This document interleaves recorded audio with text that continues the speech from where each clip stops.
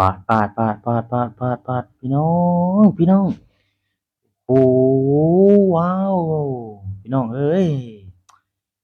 โอ้ถนนหนทางจะมาดีคักแท้พี่น้องข้างบนก็มีถนนข้างล่างก็มีถนนเนาะพี่น้องอ๋อโธ่ความเจริญของประเทศไทยพี่น้องนี่ถนนมาถนนเส้นสระบุรีเนาะพี่น้องโอ้โฮ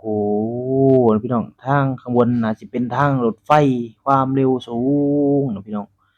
นี่เลยเส้นเดียวกับที่ว่าเกิด ข้อยละสะอ่อนเด้สะอ่อนหนทางถนนหนทางของประเทศไทยเด้อพี่น้องเอ้ยไปทางใดมาทางใดก็มีแต่ทางสะดวกสบายอันนี้จักเลนพี่น้องจักเลนเบิ่งหนึ่งสองสามเลนพี่น้องสามเลนข้างละสามเลนเป็นหกเลนพี่น้องโอ้โฮข้างบนเป็นทางรถไฟความเร็วสูงพี่น้องอืมปาดพี่น้องสุดยอดอีหลีพี่น้องเอ้ยสุดยอดอีหลีพวกนี้ข้างบนก็โอ้โฮ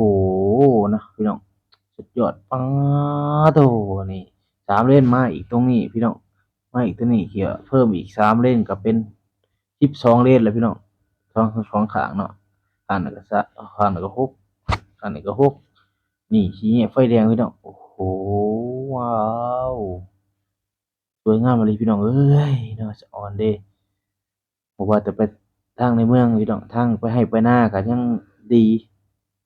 ยังลาดยางยังเทคอนกรีตพี่น้องเอ้ย อืมจะอ่อนพี่น้องเอ้ยจะอ่อนเด้เนาะมื้อเห็นเพิ่นคือเฮ็ดคักเฮ็ดแหน่แท้พี่น้องป๊าโธ่นี่ประเทศที่หั่งมีความเจริญกล่าวถึงพี่น้องต่างจากประเทศบางประเทศนะพี่น้องที่ยังบ่พัฒนาอิหยังเลยมีแต่ว่าพัฒนาแต่ยังบ่พัฒนาเนาะนี่เว้าฟังสิบ่เอ่ยเด้ว่าประเทศใดเนาะอาจสิฮู้กันแล้วล่ะอื้อฮือนั่นแหละพี่น้องแบบกันไปยาวๆเลยพี่น้อง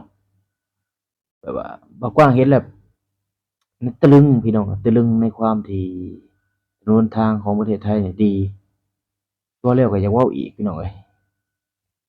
มื้อนี้สะอ่อนเด้พี่น้องเอ้ยสะอ่อนคักสะอ่อนแน่สะอ่อนแท้สะอ่อนว่าพ่อแม่พี่น้องเอ้ยอยากให้พ่อแม่บอกกว้างได้เห็นเด้อพี่น้องอยากให้พี่น้องทางฝั่งลาวเขาได้เห็นเด้คือสิคัก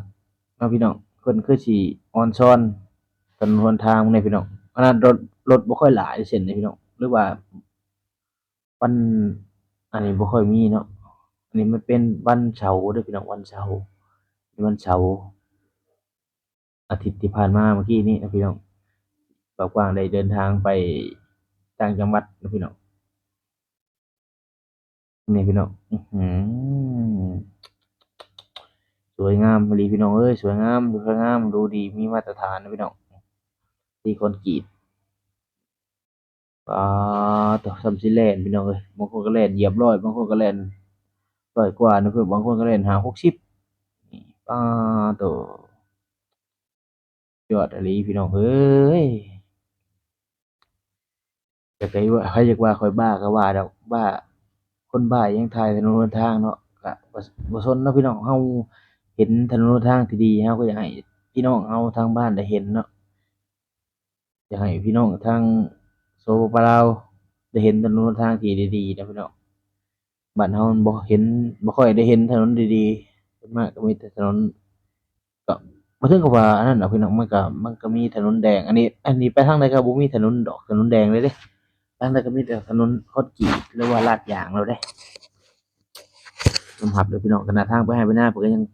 ปูคอนกรีตลาดยางทางเข้าป่าเข้าสวนก็ยัง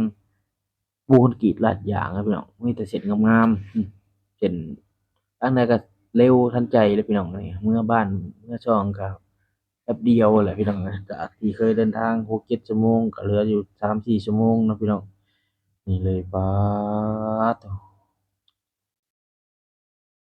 อันนี้ทางรถไฟนี่เพิ่นสิเฮ็ดไปทางใดพี่น้องทางรถไฟที่บอกฟังได้เห็นเมื่อกี้เนาะ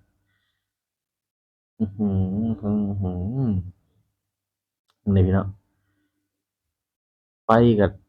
หลายหลายพี่น้องเพิ่นติดไฟนี่10 เมตรแล้วก็เห็นเทื่อหนึ่ง10 เมตรแล้วก็เห็นเทื่อหนึ่งเนาะเบิ่งไงเส้นสระบุรีเด้อพี่น้องเส้นสระบุรีอันนี้ว่าก่อนสิเดินทางไปปากช่องนะพี่น้อง คือไปลำพญากลางเนาะพี่น้องไปติดตั้งเครื่องอยู่ตรงโนนเขาเนินเขาเนาะพี่น้องนี่อื้อฮือยอดอีหลีพี่น้องเอ้ย